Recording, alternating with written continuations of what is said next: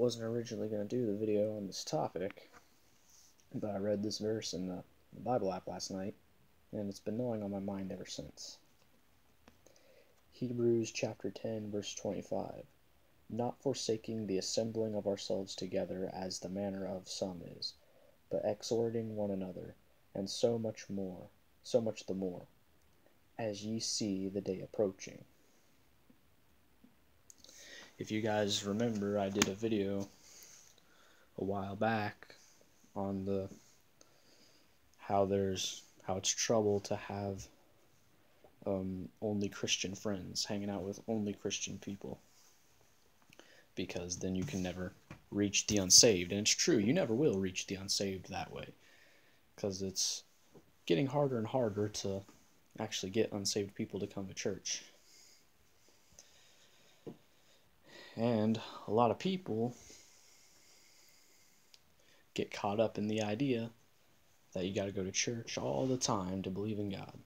No, the simple act of going to church doesn't mean you believe in God, nor does it mean you're saved.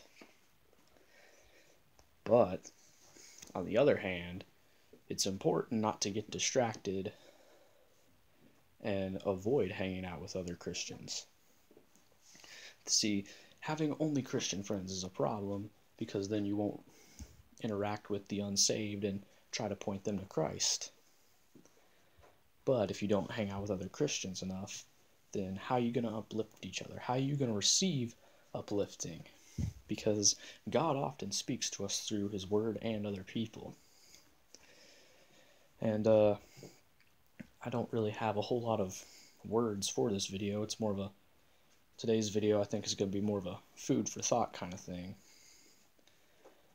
But I have as many Christian friends as I do unsaved ones. I remember in school this week somebody asked me to pray for something that was going on, and I did. And I hear the next day that things were getting better, and I'm trying to keep this as anonymous as possible. But to hear a fellow Christian say that a prayer was answered is a blessing. And that's something you don't always get if you don't hang out with other Christians. But it's important to interact with the unsaved so that they can be, pointed to Christ. But we got to remember that it's also important to hang out with our fellow Christians so that we can be uplifted when in our time of need, and so we can uplift them as well should they need it, because that's what God expects of us. When Jesus said, "Don't forsake the gathering," He wasn't just talking about church. He meant never forget to uplift each other, because that's important. Anyways, guys, I hope this is giving you something to think about, and I'll see you guys again soon. God bless.